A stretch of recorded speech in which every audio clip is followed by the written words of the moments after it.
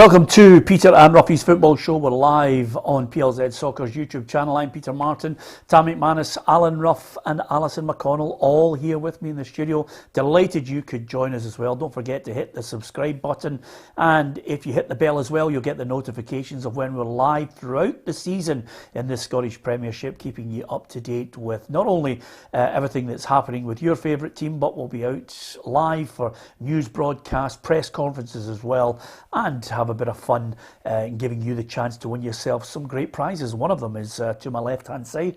We gave away the Graham Souness retro Sampdoria top last week. This week it's the Motherwell, the latest top. You've got a chance to win that, and I'll give you the details of how you can do that very shortly indeed. So now that you know what's on offer today, let's get into the meat and bones of it. First of all, the European draw, never mind Europa draw, the European draw. Scottish clubs now know what they're facing in the next leg if they can get past their opponents this week. Celtic or Jablonec against AZ Alkmaar, Rangers versus Galatasaray or St Johnstone. Rangers have to get past now Malmo, and they could face Kairat Almaty or Alashkert. So I'm glad I was able to read that there. And over and above that, you're looking at Europa Conference. If indeed Celtic cannot get past their opponents, there's a whole list of teams that they could face along the way. So suddenly you're in a situation here, Ruffy, where everybody now knows what's at stake in these qualifiers to try and get to the group stages. Celtic have dropped out of it. Rangers have got a great pathway to try and get 30, possibly 40 million in the group stages of the Champions League. Yeah, I think Rangers will obviously come up against the harder opposition. I think a lot of the other clubs have all got a wee bit of history, but not in Champions League terms. So, you know, I think that you've got to be focused on your next game coming up, obviously, but with that in the horizon, you know what you're coming up against, and some of these teams obviously are beatable, there's no doubt about that. Yeah, I mean, I think a lot of the Celtic fans may well be kicking themselves, but in contrast, I think Rangers will be filled with confidence. When you consider what's happened over the last couple of seasons, Ali, they'll be looking and thinking they are winnable games. I think right now, probably the prevailing mood around Ibrox is that they don't fear anyone. I think whoever they were going to be paired with, regardless of the magnitude or level of opponent, I think they would feel really confident. I think they have a strong base to build on. I think over the last 2 European campaigns, they've clocked up some fantastic results, very strong performances against credible European opposition. I think they've added to the squad. I think they've got a very stable squad. I think they'll approach the games full of confidence, and I think there'll be a level of optimism that they can go in and go back into the group stages of the Champions League. Share that view, Tam? Yeah, I think the Rangers will be delighted with the draw. I think there was a couple of clubs in there who you would wanted to avoid, Salzburg being one of them. So I think the Rangers will beat Malmo, and I think it'll probably be Olympiacos. But I look at the calibre of Rangers, the teams Rangers have been beaten in Europe over the last couple of seasons, and they've beat some better sides, and I think they're going to come up against. So I think Rangers are very, very strong favourites to get into that Champions League and get the money that comes with it. Yeah.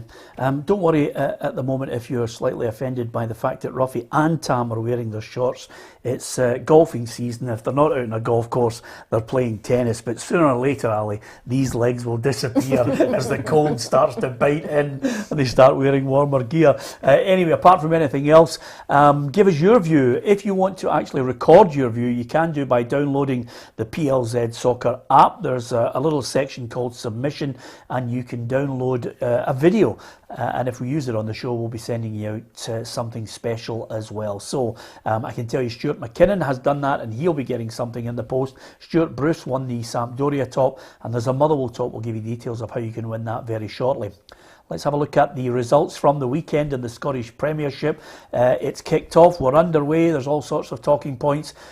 Rangers kicked off with a 3-0 win. Dundee St Mirren shared the points with a 2-2 draw. Ross County and St Johnstone couldn't get a goal. Hearts produced a stirring 2-1 win over Celtic at Tynecastle last night. Aberdeen came out on top in the New Firm derby 2-0. And what a game at Fir Park yesterday. It was Motherwell 2, Hibernian 3. So, last night it was geared up for a humdinger, and it lived up to it at Tynecastle, Ruffy. Yeah, it certainly was. You know, that I think we all know it's a hard one, you know, going to Tynecastle, and particularly the state that Celtic are in. I think at the one stage they've maybe been happy with one each, you know, and getting away without the defeat. But lo and behold, another ball into the box and nobody big enough to go and attack the ball. I mean, it was if you get a chance to see it again, every Celtic defender ran away for the ball. Nobody went and actually attacked it. They all sort of went away from it. And at the end of the day, lo and behold, Craig Gordon has a couple of saves at the end. You know, you just couldn't make it up. Yeah. A guy that they should, a guy they should have kept a hold of, you know, and two excellent saves. But no, they need to get their act together. But I mean, can't take anything away from Hearts. A win's a win. Well, I was going to say to you, I think sometimes if you know, Celtic or Rangers lose, it takes away from what the opposition have achieved in the game. And certainly Robbie Neilson was getting into this game with maybe you know, that slight negativity about the way they ended last season. Even though they were champions, there were still people moaning about him. Just as a goalkeeper, Ruffy, were you critical of Bain for the winner for Hearts? His positioning? No, I don't think so. I No. think it was a super header. It wasn't like a powerful header. It was sort of placed in right into the corner. I think you it was know. in the corner. That's the I think it was middle of the goal. I thought he was poor. I thought he was poor for it. Yeah, Aye. I Think he could have saved I it? thought he was over the far side of the goal. I thought he was Aye. It suspect. was Beaton, I thought, was culpable for it. Beaton never even looked at the ball. He never came just, off he the just ground. ran away. That was the one I Yeah. thought was culpable. Over and above that, I was delighted for John Souttar. I mean, if you're talking about a boy who's had a hell of a time, Alice, and listen, if he'd gone through the whole lap of honour right round Tynecastle, nobody could have begrudged him it. He's had a hellish time. I think you could see what it meant to him with the goal. Difficult to begrudge it. I think, I think he's been through the mill with those two really serious injuries. At one point, could have ended your career, depending on when you might have got them. No, I think, tremendous player and tremendous attitude, and I think it'd be difficult to begrudge him it. And ironically, a player that I think's been linked with Celtic a couple of times too. Yeah, only downside I think in the game overall was maybe Andy Halliday was lucky to stay in the park. Sam, I thought his tackle was dangerous to say the least. Yeah, I think it was a red card. I think that for Bobby Madden not to even book him is scandalous. I mean, it's a really, really poor tackle. Cal McGregor's running away. You know, he's well away for the ball, and Halliday could have pulled out of that. I think he's went and he just gave him one, and it's on his standing foot. You could see his ankle buckling.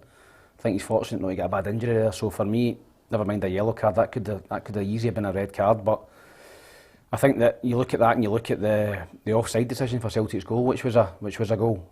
So I think a couple of decisions never really went Celtic's way, but I think over the piece of the last 20 minutes I thought Celtic ran out of gas. I think that's got to be a big issue for Postecoglou, because the exact same happened for me in the away leg in Europe. I thought the last 20 minutes, when you're expecting Celtic to go win the game, I think they looked knackered, and I thought that was the exact same. I thought for 70 minutes Celtic dominated the game, and then Hearts made a couple of subs and Celtic were dead on their feet the last 20 minutes, and there's only one winner coming, I thought, in the last 5 minutes. Yeah, and he likes to play a high press game. We better get them fit if they're going to try that, Ruffy. Yeah, it's the high press game depends on what kind of players you've got that can play at the high press game. You know, remember we saw Hearts trying it when the new manager came in, and then What was his name again?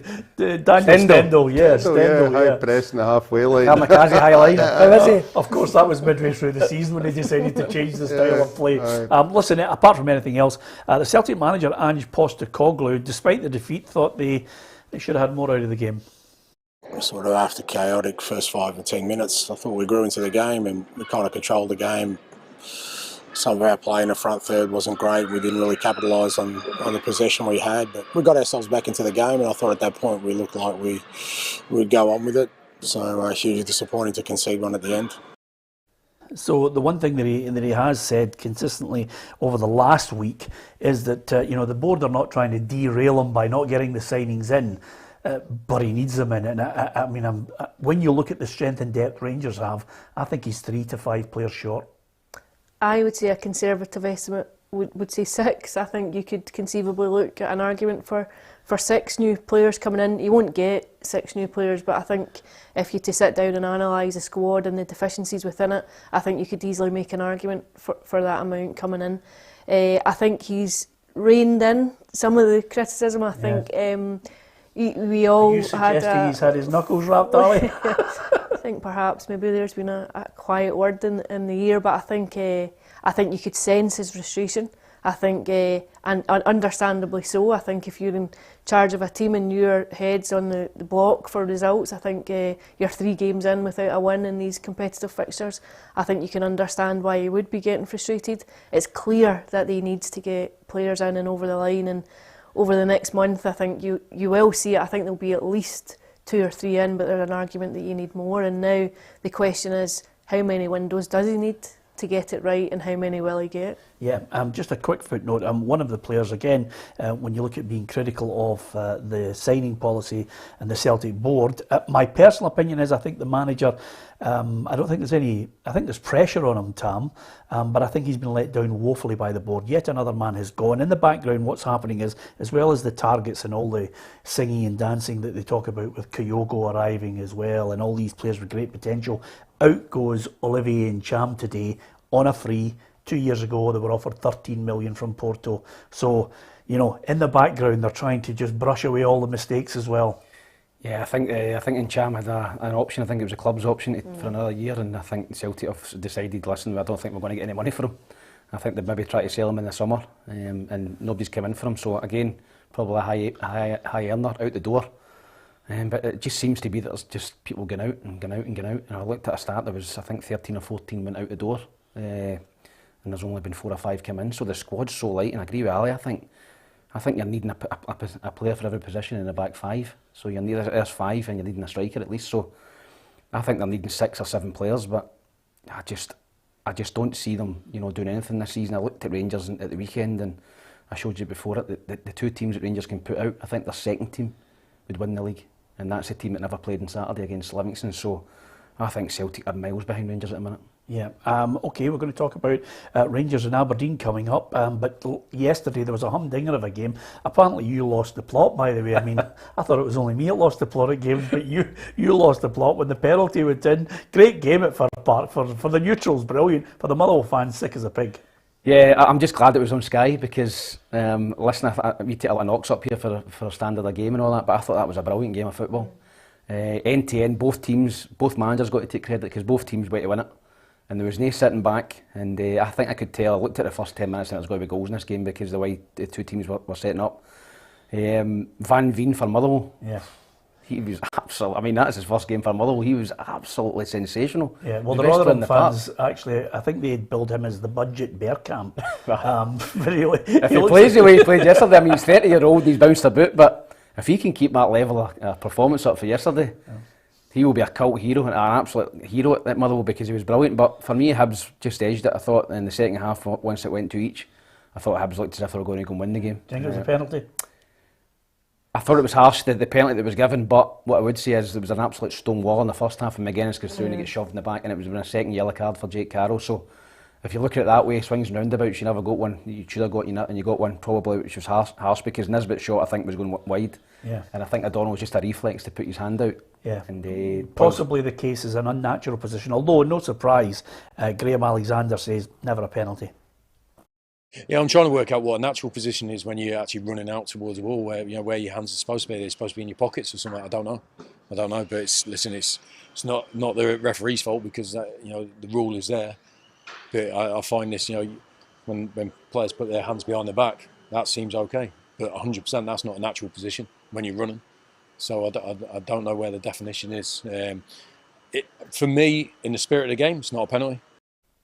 Yeah, I think a lot of managers will look at it and say, what do players have to do now? Do they need to put their hands in their pockets, Ruffy? Yeah, I think it's different when you're jumping. I don't think you can keep your hands at your side when you're jumping. You need to go up like that. But that boy had just put his hand out. I still don't understand why we took away for the deliberate handball. Deliberate handball's easy to judge. If somebody sticks their hand out to stop the ball, it's a penalty. Ruffy, it's Scotland.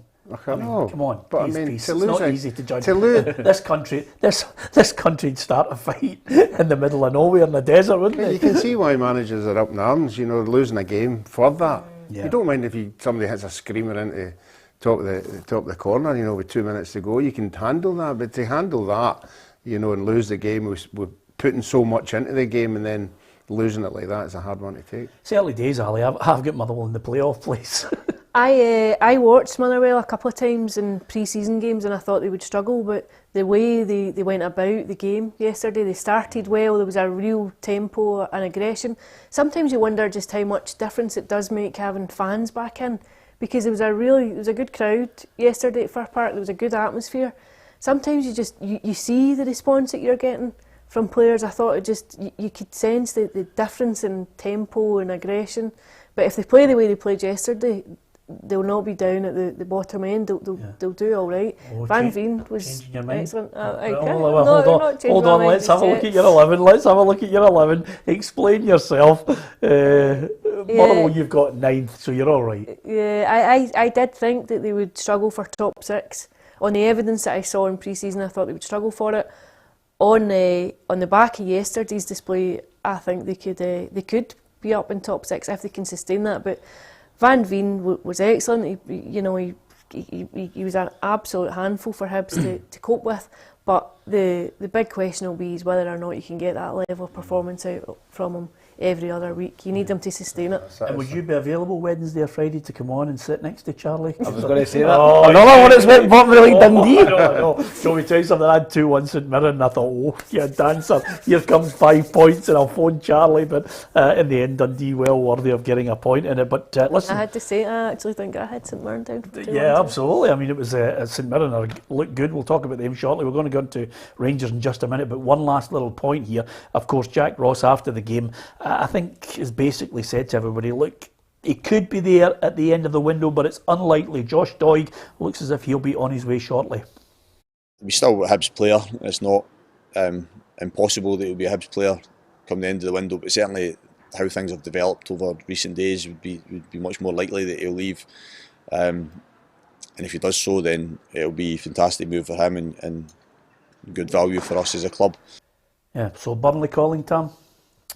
That's the one I've heard, that it's going to be Burnley, but there's 3 or 4 Premiership clubs all in there. I think Burnley are the front runners to get him now, but got to give him massive credit. A young guy released from Hearts when he was 16, could have, and we've all seen young players when they get released from clubs, they end up drifting out the game completely. He's got his head down, got his confidence back up at Hibs. Outstanding last season, and he's on the verge of getting a life-changing move, so I'm really, really pleased for him. Yeah, of course, he won't be the first or the last of promising youngsters that we have to say goodbye to in the Scottish game. Gabriel Antoniazzi sums up 5 of the best. With Hibernian teenager Josh Doig on the verge of a move down south for around £4 million, let's have a look at the most expensive youngsters Scottish clubs have ever sold. Jeremy Frimpong burst onto the scene at Celtic and left just as quickly. The explosive right-back moved to Bayer Leverkusen for close to £30 million in early 2021. James McCarthy is the youngest player on the list at 18, and after breaking through at Hamilton aged 15, he was sold to Wigan for £4.5 million in 2009, and he's been England ever since. Andy Robertson's rags to riches tale is well known as the left-back moved from Dundee United to Hull City for £3 million in 2014. The Scotland captain was just 20 when he left the country, and he now stars for Liverpool. David Turnbull was Motherwell's most expensive ever sale when he moved to Celtic for £3 million last summer. Turnbull has become a shining light in a Celtic team in turmoil, but he always finds a way to get a goal. And Stephen Naismith moved from Kilmarnock to Rangers in 2007, aged 20. He cost £2.5 million, but he was worth every penny, winning 6 trophies at Ibrox before moving to Everton. Do you think Doig can be as successful as any of these stars? Yeah, we wish him well if he does indeed decide to move. 5 players there. One of them could be on his way back to Scottish football, and James McCarthy. Celtic heavily linked with a talk with him to see if he wants to join them. What do you think of that? Do you think it's a good move to get McCarthy back? Is that something that Celtic are missing in the middle of the park?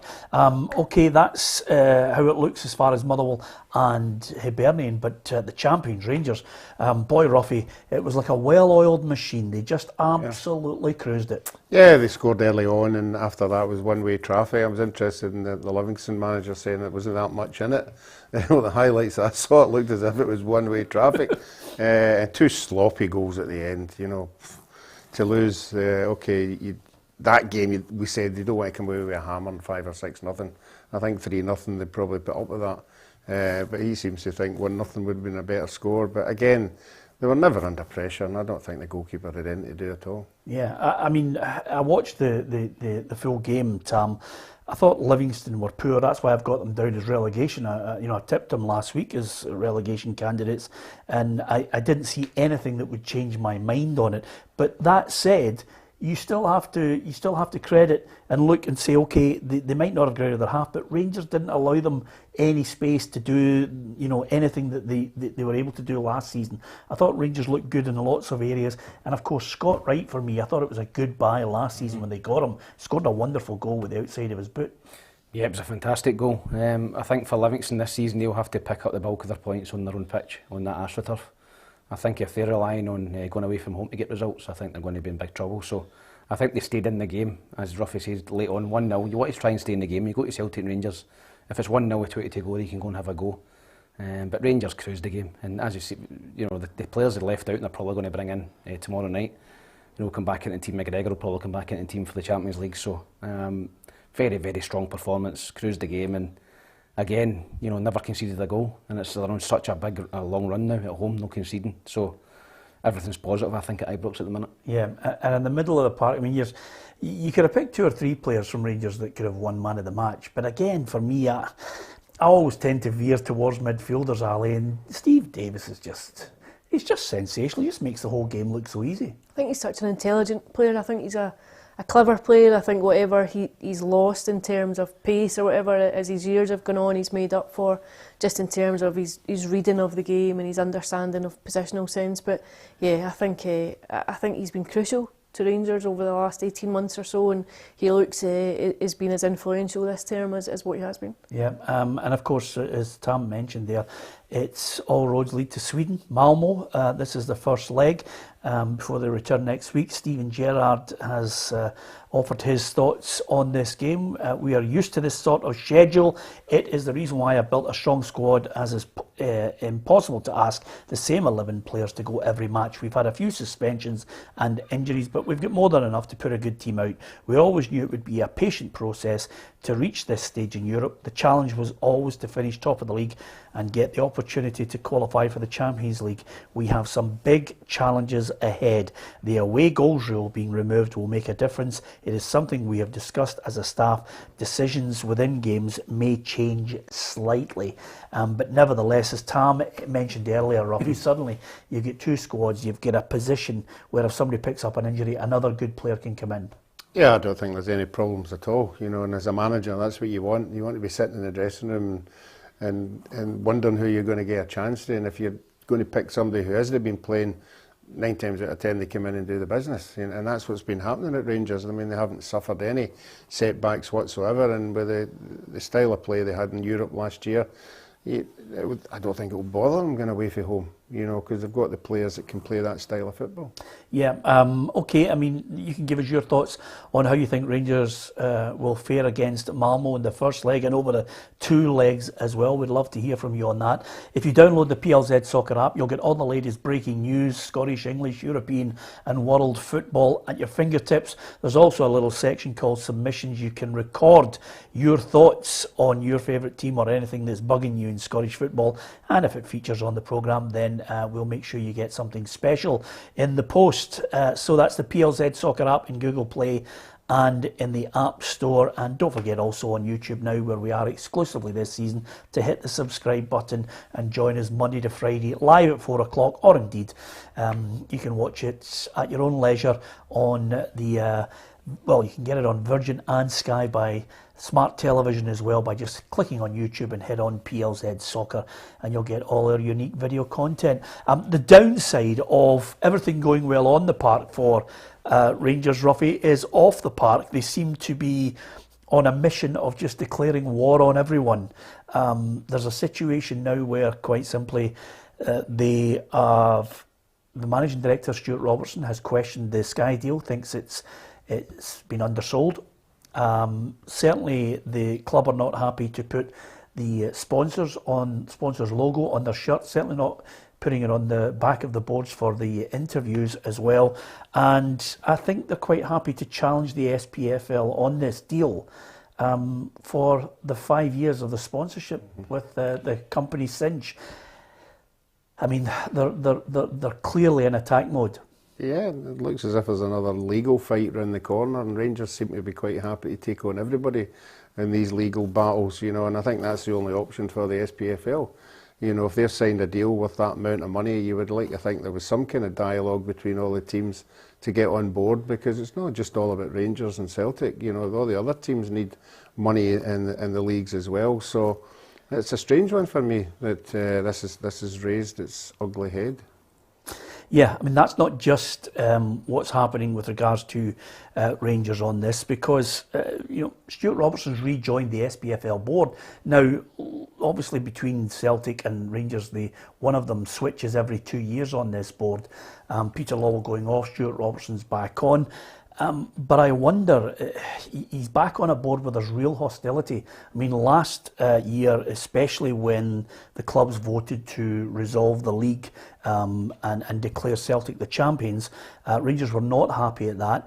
There was various allegations made, and basically SPFL, through Rod Mackenzie, had ordered their chairman, Douglas Park, to cease and desist from various allegations that were making. I think we're in a situation where I'm not quite sure what the agenda is or what the end game is at the moment. It will become apparent shortly. I think it's about protecting the brand, for one. I think it's about identifying and maximising the Rangers brand from within, about promoting their own commercial partnerships and sponsorships in every kind of avenue, and I would include media avenues in that too. But I think there's no question that there is a simmering resentment from what you touched on there from 15 or 16 months ago. I think it's never gone away, and I think there's been loggerheads between Rangers and the SPFL ever since that. I'm not sure it's ever dissipated, and I think there are all sorts of different resentments that are behind where the current stance is. Yeah, if ever I've warmed to Lachlan Cameron's suggestion all those months ago, I'll never forget that interview, because when I see them all warring, fighting with each other, the unrest, the backstabbing in the background, I've made my position very clear on what I think of the SPFL, the way they've conducted their business, and the conduct of their members. I make no bones about saying it. I mean, they should hang their heads in shame. But if ever there is a need for, you know, somebody to be a figurehead who is totally and utterly detached from this group, who decides on what's best for the collective rather than individuals, it is now. But they'll not get to it. This country is in a situation, only Scotland could find itself in a situation where they sign a 5-year deal, whether they like it or not, with the car company. They all must have agreed to it. And now we're in a situation where they're fighting with each other on it. You couldn't make this up. No, listen, as Ruffy says, there's more clubs than Celtic Rangers. You know, there's clubs that need that money, and they were all, you know, it's a democracy, they're all entitled to put their vote in, and whatever happens, happens. But why don't we get Lachlan Cameron in to run the SPFL? Give him a phone. Yeah. He's United, he's back in LA, just sunning himself. He'll sort it out for us. Well, listen, if me and Ruffy could fly out there... And we'll get a game of golf in LA. Absolutely. Dive right in a golf course. I could go for LA, but the more serious aspect of it, Ruffy, and the underlying current here is just constant poison that's happening in the Premiership. There's, you know, a lot of people... you can't get a vote without everybody literally phoning each other to try and get into each other's camps. What's happened? Yeah, absolutely. Well, he knows about that. I've let him have it as well on that. But nevertheless, it's scandalous, and something needs to give. Now, whether Rangers like Neil Doncaster or not, he's still there. There needs to be a change of thought process. There needs to be a change where I think somewhere along the line, all the clubs need to get together and start to look towards mending some of the bad feeling and the bridges that have been broken down. Now, for me, how they get Rangers back on side and move forward is the key to this, because as any conflict will tell you, Ruffy, if you keep casting up the past, you'll never move forward. You have to find a common ground and say, this is how we're going to move forward. Everybody agreed to the Sky deal. So it's no use mumping and moaning about it now. It's 5 years, and they have to stick with it. Yeah, I agree with you 100%. I don't know where you find that middle ground where somebody's going to back off. And it's certainly, the way things are going now, it's certainly not going to be Rangers. Rangers are in their power now, you know, because they're winning so well and they're indestructible at this precise moment. But there will be a time when things won't be going as particularly well as they are now, and then that might be the time when they have to come into tow with everybody else. But some of the stuff that's going on behind the scenes just now is laughable. Yeah, okay, you can give us your thoughts on it as well.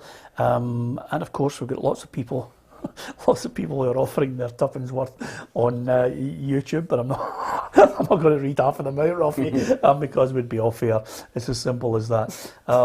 You can offer if you feel confident enough and you don't mind showing your face, then why not download the PLZ Soccer app? There's a submission section. You can record your thoughts on it as well. We'd love to hear from you. Anyway, so that's the Rangers situation. One thing I think in a positive sense, which I've said, never mind building bridges with each other and mending all the fallouts that have happened previously. What we have now is a Rangers side on the verge of again enhancing the coefficient in European football if they can get past Malmo. Give us your thoughts on how you think they're going to fare tomorrow night. I'm going to give you a prediction on this one. I think Rangers can get a 1-1 draw. I think Rangers will win. I just think Rangers are better than Malmo, and I think the full strength Rangers will win the game, and I think it will be 3-1. 3-1? 3-1 to Rangers, yep. Yeah. I'm going to go 2-1. Ruffy? And I'm going to go 1 each. 1 each. Okay, so you and I are in the same. Yeah. you and I are in the same camp. Does that count towards the predictor? Remember? No, absolutely not. Oh God, what cup games last year? Mr. Rollman. Okay, right, fine. Right, from Celtic, Rangers, and Motherwell against Hibs. We move on to Aberdeen against Dundee United. 2-0. Aberdeen is just a one-team city. Doesn't it get great? It must be great up there. There's only one team, Ruffy, so everybody's singing from the same hymn sheet. Yeah, and when that one team is winning, the crowds come. There was a time when there was 14,000, 15,000 Aberdeen supporters week in, week out when they were on a run, and that's what they'll be hoping they can do. I thought the goals they scored were good. The young boy did particularly well. But the big boy got a free header for one of the goals, and it's always a Dundee United defence for me. And I don't think they've got a leader back there as well, and I think they're disappointing. I don't know where I put them in the league, but the way they're going just now, I would have them nowhere near the top six. Calm down. We're all on knee-jerk mode here. I had Livingston going, and I'm not going to change my mind. Then we suddenly start to look at Motherwell. I think a lot of people thought Motherwell were going to struggle, but Dundee United, I don't expect great things from them this season. No harm to Tam Courts. He's obviously going to try and build his own side, as every manager deserves that little bit of time. But Stephen Glass has come in. Ruffy's critical of the ball into the box, but the ball from Ramsey into Ramirez was top draw. It was great. Yeah, great goal. Listen, I've spoken about it many times. I'm excited about Aberdeen this season. I think I fancied them yesterday. Dundee United, for me, they need a couple of players in. I think that Shankland needs a hand up there. I think he needs wingers to give him a bit of service, because he was isolated again. But Aberdeen, strong squad now, and I think it'll be very, very close between them and Hibs all season for that third spot. And I can see the two of them detaching themselves from the rest in terms of fifth and sixth, because I think Aberdeen and Hibs will be really strong this year. Tam's moved. Last year it was Nisbet. This year it's Stephen Glass is absolutely wonderful. He always needs a mate where he can think to himself, well, if the Hibs TV deal ends, I could move up to Aberdeen and do that. The Aberdeen TV alley. It's called loading the bases. He's got everything covered this year. The house can be paid off by the end of the month if he keeps this going. But listen, I don't want to jump the gun with them, but they're looking good. Brown has added the stability to them. Johnny Hayes has got experience. He scored the first goal. I still think there I think listening to Dave Cormack, he wants one or two others before the window closes. You would expect him to bring in at least one more, I think. But it's amazing, I think, in football, and we've seen it all through the years, like just what a bit of momentum gives you. A couple of wins, a couple of big performances, and you just sense the belief that it gives you throughout the squad and throughout the team. And the converse is true too. I think the flip side of that too, what you're seeing with Celtic, when results and performances aren't coming, that you just sense that unease, you just sense the nervousness. And I think just now Aberdeen just ooze a bit of confidence and a bit of belief. Yeah, absolutely. Thanks to Keith Hamilton, who has said, I hope Mr. Whip goes to the bookies. He can get 5-2 Malmo. And I'm not sure if it's you. I just thought it might be Mr. Whip because you look like you're about to sell ice cream, but I don't know. Anyway, I saw that there. I thought, I wonder if he's caning Tam for that. He might not be, but nevertheless, it's always good. I mean, there is a fair bit of good banter that comes out, and of course, we always like to try and read out the sensible ones, but sometimes, Ruffy, the feed goes up that quickly that I try and ignore the ones that are telling me to take a flying to myself.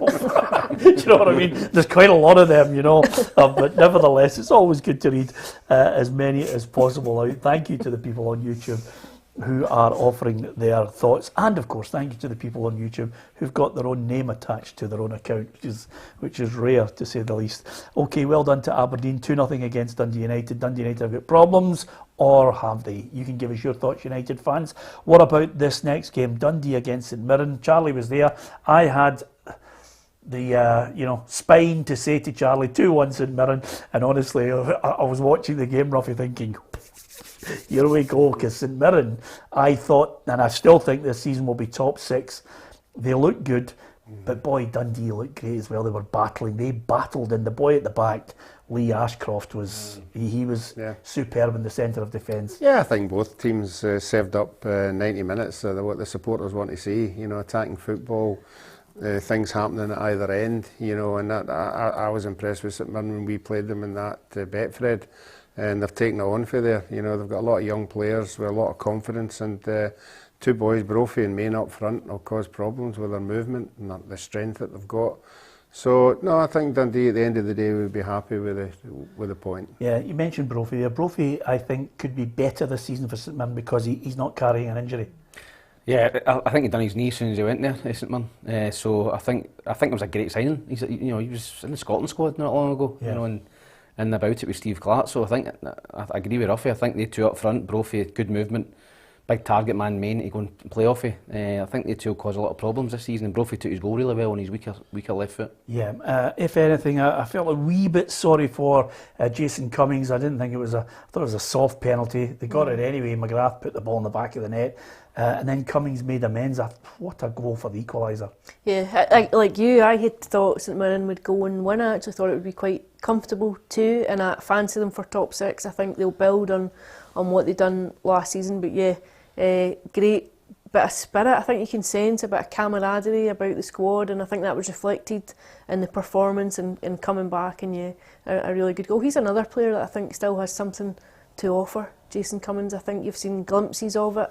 I think if he can just settle down, maybe show a wee bit of maturity now, and I think he's still got something to offer. Yeah, no argument with Max Anderson with the red card. The young boy it was a rash challenge on Brophy, and it could have done him some serious damage, Ruffy. It put Dundee under the cosh, but they managed to ride out the storm. Yeah, that's why I'm saying they'd be happy with the draw after that. That if the boy had stayed on the park, they might have thought they might have gone on to win the game, but no, it was a red card. I don't think there was any debate in that. It's funny, Peter, because Craig Burley's first game for Dundee was against Hibs.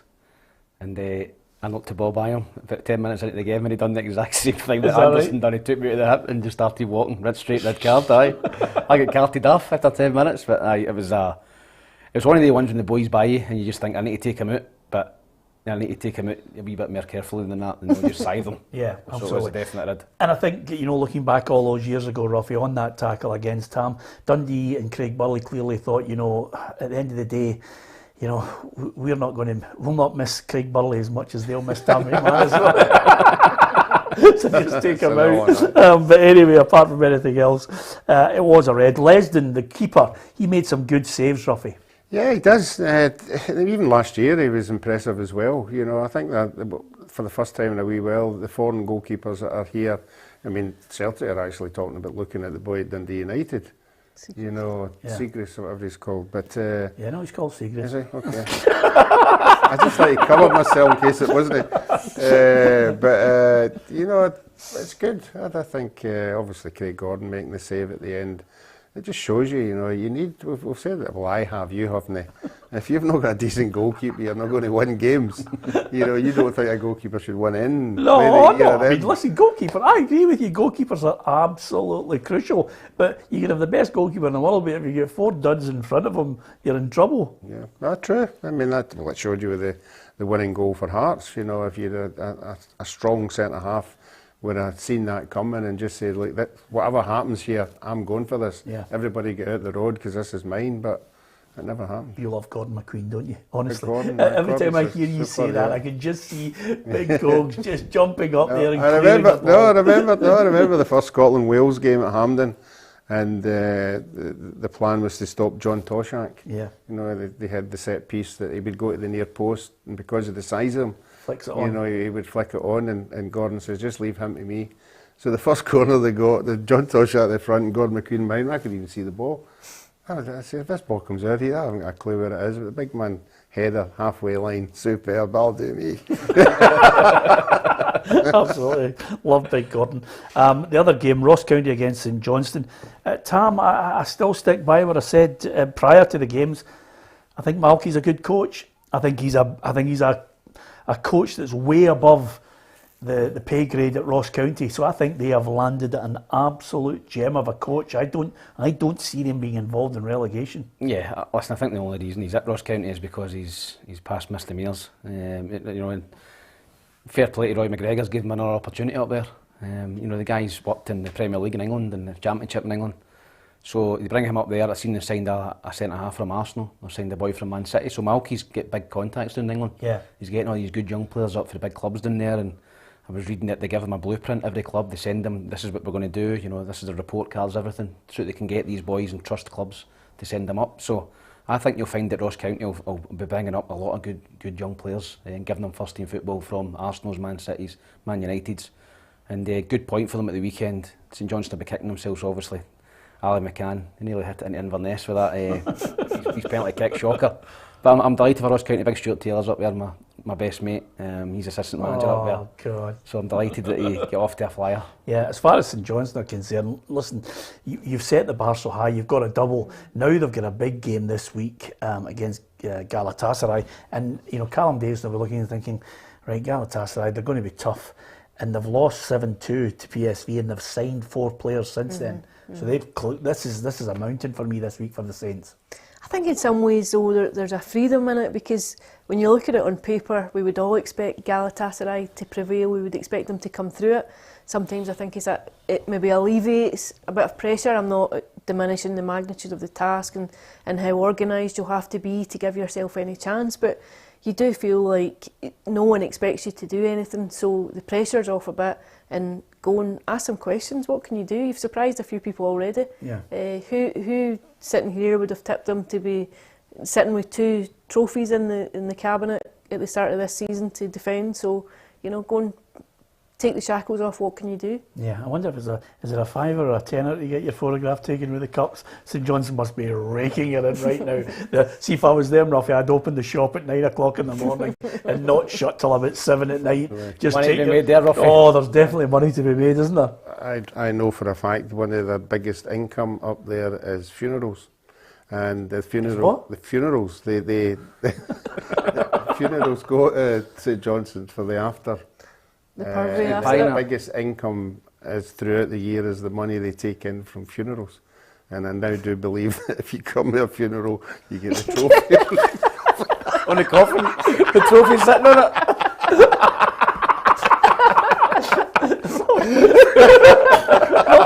I'm actually looking at it. Where are you going with this? Funerals.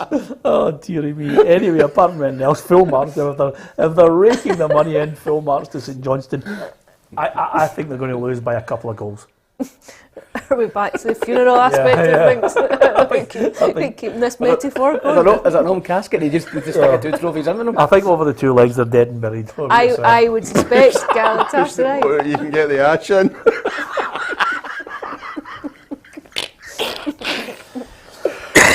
Oh, dearie me. Ali, 2-0 Galatasaray. I would say 2 or 3-0 Galatasaray. Ruffy? 2-0. I'll go for 1-0. St Johnstone are tight at the back, St Johnstone, if they score first, Galatasaray will find it like I'm doing, but I'll go for 1-0. Hopefully, don't win the conference this year with 3 trophies now. Let's have a look at the table, and again, when you see it, there it is. Rangers finished the season on top, and now they've started the season on top, 3-0 against Livingston and Steven Gerrard. Everything looking good over the summer, and still the only uncertainty is whether Morelos comes back into the side at some point or whether they try and cash in on him. But it's been an ongoing thing for a couple of years. But Rangers are at the top end of it. Whether the other positions change or not, only time will tell. As far as this has been a great thing that we enjoyed last season, Ruffy. Gabriel Antoniazzi has picked his team of the week. Craig Gordon showed Celtic why he's still a top goalkeeper with 2 brilliant late saves to win Hearts the match. Calvin Ramsey is a huge prospect for the Dons, and his overlapping play from right back earned him man of the match. John Souttar scored the winning goal at Tynecastle with the centre-back finally over his injury problems. Lee Ashcroft was impressive for Dundee, and the towering centre-half will be key going forwards. Jake Carroll was flying down the left for Motherwell, and his excellent delivery created both goals. Stephen Davis controlled the Rangers midfield as they picked up where they left off last season. Scott Brown looks the part in red and seems to have lifted the Dons. He was excellent on Sunday. Scott Wright is set for a huge season at Rangers. He took his goal well, and he was the most exciting player at Ibrox. Eamon Brophy put the Buddies ahead and linked up really well with new strike partner Curtis Main. Kevin Van Veen was a menace to the Hibs defence all day long, and he showed his aerial prowess with a controlled header. Kevin Nisbet was a class above all game and created Hibs' second and third goals.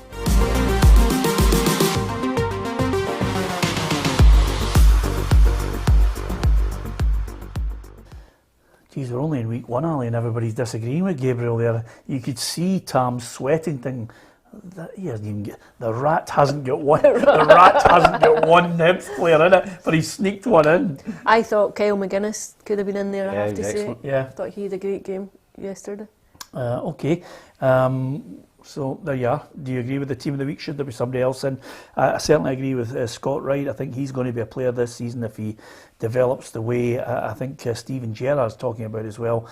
Took his goal really well. Lots of good performances over the course of the first weekend. Let's hope we are talking about most of the positives of what's happening on the park. You can give us your view on that as well. As far as the predictors are concerned, it was a humdinger of a weekend. Ruff, you did not bad in predicting who was going to win the match, but you just couldn't get the points you needed for the correct scores. St Johnstone let me down. The penalty miss would have put me, I think, top of the league. With 5 points, but that's the way this goes. I would like, I know our producers are very, very hard work, but I would like to, because there was a lot of sort of anger and debate at the end of the season. I think we should have a league table on a Monday night. Yeah, well, we will do. We're organising. We just thought we wouldn't have a league table after week 1, for God's sake. So Hugh is out in front, Ali, with 13 points. You and I tucked in nicely behind him on 12. Then it's Gabs on 11, Tam's on 10, and Ruffy's on 8, which is why he's calling for an investigation in the first place. That sounds familiar, that. Yeah, absolutely. Ruffy, not happy with the board, not happy with the sponsorship deal, not happy. Excuse me, wearing his shirt. Yeah, exactly. There you are, Ali. I can see He's only just getting over getting skilled for about 250 quid for our meal. Yeah, a couple of weeks ago. Absolutely. That meal was fantastic. A fillet steak was. One thing, who in their right mind wants to lose this year's predictor? Because you're talking 6 of us. I mean, that is a humbling. That for me is screaming out 400 to 500 quid of a bill. Yeah, I think we better start having a collection, just throwing it in just in case it is you at the end of it. Wait till you see the blood draining from Ali's face as she suddenly starts slipping behind. KFC all round. Yeah, absolutely. A couple of things I want to get your thoughts on, lads. I mean, we were amazed and gobsmacked on the Friday when we heard from down south that Jack Grealish, £100 million possible bid coming from Manchester City. They're staying tight-lipped on it. And suddenly Harry Kane, he's due back, hasn't quite trapped at the Tottenham training ground, so suddenly people are thinking he's digging his heels in, he wants away. I think player power's everything now. I think if Harry Kane does that, he's obviously desperate to get to Man City. I think, for me, Harry Kane's done everything at Tottenham, and Tottenham are not an elite club, they're not a team that's going to challenge for titles, and Harry Kane's at an age now where he needs to go to a big club, in terms of Man City or Barcelona, Real Madrid, anybody. So I think that if Harry Kane goes to Man City and Grealish goes to Man City, you just put the ribbons on it the now for the Premiership, because I think they're an absolute certainty. I think they'll be so strong next year if they get the two of them. Yeah, if they get the two of them, Ruffy, I'd love to see how UEFA is going to investigate the fair play situation. Other than the fact that they've got to try and offload a good 7 or 8 players, if they manage to get Kane and Grealish, which would be, I mean, it'd be incredible. Whether a player's worth 100 million or not, it's down to teams that are willing to pay it. But if they got those two, as Tam said, that De would Bruyne be, as well, sitting behind Kane. Yeah. it's incredible. Oh, and they do create lots of chances. They do, you know, but I mean, as we spoke, I think it was last week we spoke about, they've never had a centre forward. I mean, a real centre forward. Yeah. You know, they've had somebody who plays in that area. But it'll be interesting to see what players do leave, because although they are billionaires, they will want to, you know, get some people off the books to finance these deals. So it'll be interesting to see which players are surplus. Yeah, absolutely. The other piece of news, Ali, that I want to get your thoughts is on Tyrone Mings. Now, he was quoted this week as saying, you know, that he, like many other footballers, has gone to see a psychologist. He was worried about his state of mental health because he felt as if, you know, rightly or wrongly, you get that sense of whether fans or people in the general opinion is that you should be in a squad, and he felt as if there was a real growing unrest that he was going to be included in the England squad for the Euros. So he had to go and see a psychologist. He felt as if he was, you know, needing someone just to build him up in his confidence. In the end, unfounded, because he played, you know, man of the match, I think, in 2 of the games of the Euros. I think it's easy to forget when we criticise, and we all do it at times, and we're all fairly harsh in our judgments. You forget that you're speaking about individuals, you're speaking about humans who have lives and feelings and emotions and everything else that we go through. And I think at times, probably Alan and Tam will be able to speak more than I will, that maybe you have to, part of your development as a footballer when you're in such a public environment is that you have to filter a lot of the noise out around it. But it's not all that easy, I think, especially nowadays in terms of the climate and how pervasive people's opinions on you are, given social media, and the fact that there's no real respite from it. I think some will filter through to you, but I think it's a sensible thing to do, to go and seek help and say, look, I'm struggling with it and I need someone to just remind me of where I am and ground me a bit in terms of what I've achieved and what I can achieve and what my abilities are, and remind me of how I got here and how I got here in the first place. But I think for us as media observers and in the general public, I think it's easy to forget that, you know, we're not speaking about faceless entities, we're speaking about people. Yeah, it's a good point you make, because, Ruffy, I would suggest maybe my generation, maybe even your generation, would be dismissive of, quite a few people would be dismissive of this mental health issue, which has raised its head time and time again. And Ali touched on it there, which is quite simply, apart from maybe the papers in your day absolutely giving you pelters and any other footballer pelters for a poor game, you could blank it out to an extent. Now, because footballers are on social media, it's easy to get at them if they are reading these things. Yeah, but I think obviously things have moved on, and good luck to people who identify that they want to go and see somebody, because in my day there was nobody. There was nobody to go to. You dealt with it yourself. If you were going through 4 or 5 bad games, you couldn't go to anybody, you couldn't talk to anybody, you just had to do it within yourself. But now the avenue is there to go and talk to somebody, and if it makes you better, then you go and do it. You're right away back in my day, you'd be probably, if you came into the dressing room and said, I'm going to see somebody for my mental health, you know, people would be looking at you. It's a different attitude. That's all it is. It's a different attitude, you know, the way they treat things now. But you're saying the media giving you hard-time. Managers, some of the stuff managers used to say to people at half-time or full-time, if it was me that was getting it, I'd be going away going, God, I can't deal with that. You know, some of the things that they said to people, and all managers of that era, not all managers, a majority of managers were of that ilk. And Sir Alex Ferguson was like that as well, and you had all these managers. That's the way they spoke to players. But now, Tam might tell me now, you can't get speaking to players like that now. You can't get speaking to young players coming up through the game because of everything that's going on. I actually think there's still some people who give players a roasting.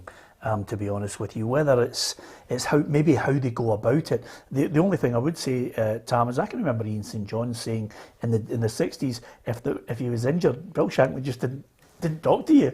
It was always as if, that was it. How could you be injured? You must want to play, Don't give me any injuries. But apart from that, it has moved on.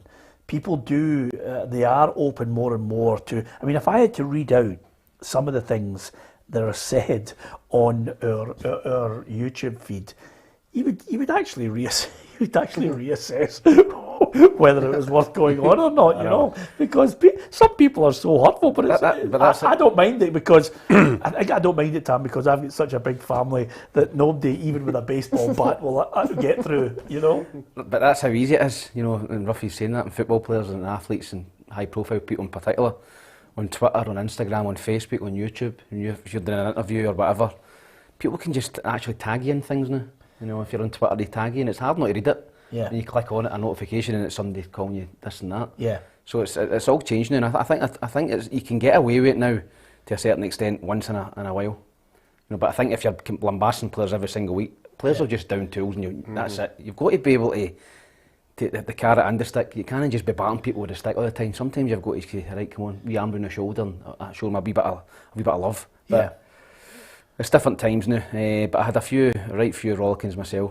Yeah. I'd love to see a modern day player coming in. Losing a goal in the last minute, and you're all sitting in the dressing room. The manager kicks the door open and looks for somebody to have a go at, picks up a pie and throws it at you and smashes you right in the face with it. I'd love to see how a modern day player would deal with that. I really would. Because if it was a cup of tea, you get a cup of tea, or if it was a pie, you get hit with a pie. Yeah. It was mental. Peter Billy Williamson done that in the infamous 4-each game in Hibs against Hearts. We were 4-2 up with about 2 minutes to go, and Graham Weir scored 2 goals. And it was Yannick Zambernard, the French boy, it was caused the 2 goals. And we came in at Tynecastle, and the place was bonkers. And we came in and for fighting each other in the dressing room. And Bobby came in and picked up a Predator boot, and I'm not joking, he threw it as hard as I've ever. It was like a shot put, and it just missed Yannick's face with about that to kill him. Yeah. So that was Bobby Robinson. And I think that was just managers in general, and that was only the early 2000s. Right. I think times have changed for 15. My favourite one is, I'm going to tell you who the manager was. It was in the old St Johnson ground, and the home dressing was here and the away dressing was there, and there was a dressing room and just a door in the middle, and obviously the manager, steam was coming out his ear. He just lost a goal, and he's standing outside wondering what he's going to say when he get in, trying to make it up. So he builds himself up into a frenzy to charge in. Instead of charging in the door on the right, he charged through the middle door, and it was a coal bunker. He fell right out of the coal bunker. Oh dear. Anyway, apart from anything else, thanks to the people who do actually post positive things, and of course, if they're critical of their team or another team, that's fine. It's just the abusive ones that I think are the difficult things to deal with. And personally, I think Twitter's the worst. If you go on Twitter and offer an opinion, you better get ready for it coming back at you tenfold from people who have got their tinted glasses on for their own team. It can be toxic. Yeah. It can be very toxic, and I think what it is an echo chamber. I think if you look at Twitter, you think it should actually enlighten you and open your mind to alternative ideas. What it is instead is that people only want affirmation of what their own views are, whatever those may be, and if you disagree with it, then there's an open forum to be as malevolent as you like with your disagreements. Yeah, absolutely. I like Matt Gunner's line. He says, "Good luck to all Scottish teams in Europe, even Celtic." And that for me is a-okay. I don't mind people being patriotic and partisan about their team, and a wee bit of tongue-in-cheek as well. It's fine. Somebody mentioned the Ayrshire Derby tonight. That's exactly what I was just about to say to you, Ruffy. Just before we talk about that, it's hard to believe, Ali, 28 years since Kelly have not been in the top flight. You're actually scratching your head wondering. I'm there tonight, actually. I'm going to Rugby Park tonight. And how much money is enough for you, Ali? We double shift for Ali yesterday. You're doing the Kelly. Honestly. Some of us work hard for a living. Great to go on Twitter, right? But it's astounding. I just think it'll be quite a sobering night, but they don't have time to feel sorry for themselves. I think it'll be a They're odds-on battle. favourites to come back up, though. odds are on favourites to come back up, but it's not an easy league just to say, oh, we'll drop down and bounce back up straight away. It's a difficult environment. I've been down there with two teams, Dundee and Dunfermline. Yeah. Odds on favourites to come back up and we never.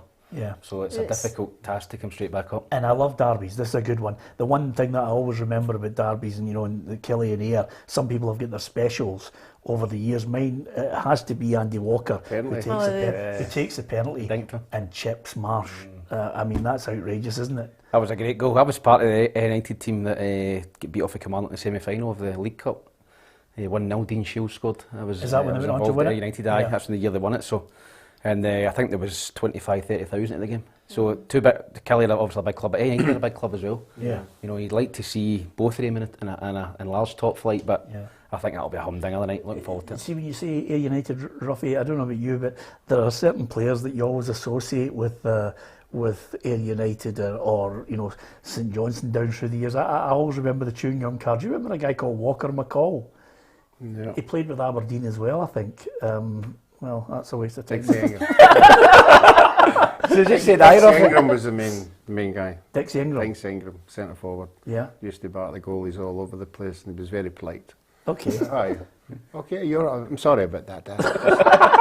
My elbow didn't mean to take your eye out. I'm sorry.